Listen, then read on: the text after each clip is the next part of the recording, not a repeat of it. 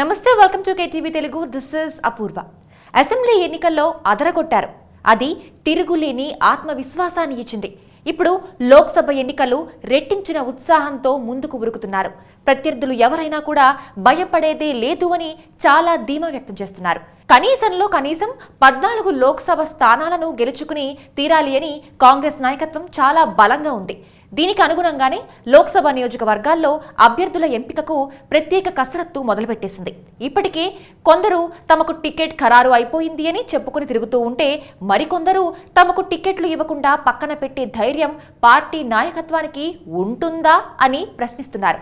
Assembly ఎన్నికల విజయాలతో లోక్సభ ఎన్నికల్లోనూ ఈజీగా గెలవచ్చు అన్న అంచనాలతో లోక్సభ స్థానాలకు పోటీ పెరిగింది.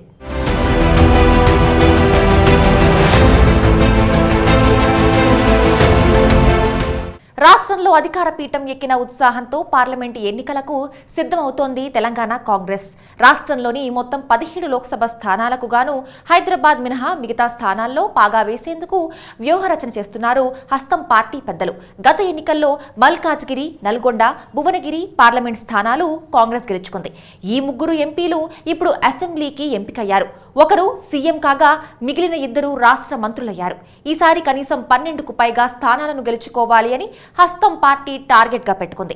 గ్రేటర్ హైదరాబాద్ మినహా మిగతా పార్లమెంట్ సెగ్మెంట్లలో కాంగ్రెస్ ఎమ్మెల్యేలే ఎక్కువ ఉండటం హస్తం పార్టీకి గెలుపుపై ధీమా పెంచుతోంది. దీంతో ఎంపీ టికెట్ కోసం ఈసారి పార్టీలో పోటీ బాగా పెరిగిపోయింది.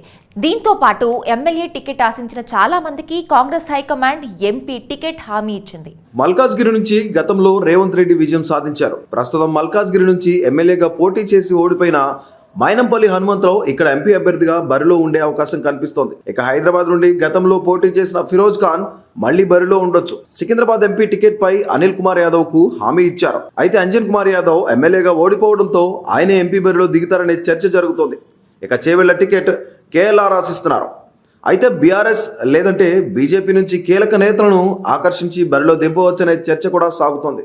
Mahabub Nagar ticket AICC secretary Vamshichand Reddy ఆశిస్తున్నారు. వంశీచంద్ కు ఏఐసీసీ హామీ ఇచ్చినట్లుగా సమాచారం. Nagarkurnool parliament ticket Mallu Ravi లేదంటే మంద జగన్నాథం కు ఇచ్చే పరిస్థితి ఉంది. భువనగిరి టికెట్ కోసం చామల కిరణ్ ట్రై చేస్తున్నారు.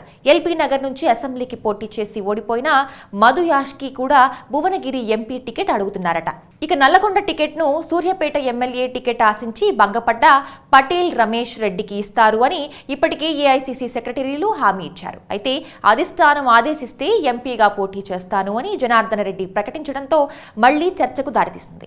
ఖమ్మం ఎంపీ టికెట్ తనదేనంటూ ఇప్పటికే రేణుకా చౌదరి ప్రకటించుకున్నారు. అయితే ఆ పార్టీ అవసరాల దృష్ట్యా మరో కొత్త పేరు తెరపైకి వచ్చే అవకాశం కనిపిస్తోంది. ఇక మహబూబాబాద్ ఎంపీ టికెట్ ను మాజీ కేంద్ర మంత్రి బలరాం నాయక్ కు పార్టీ హైకమాండ్ హామీ ఇచ్చింది.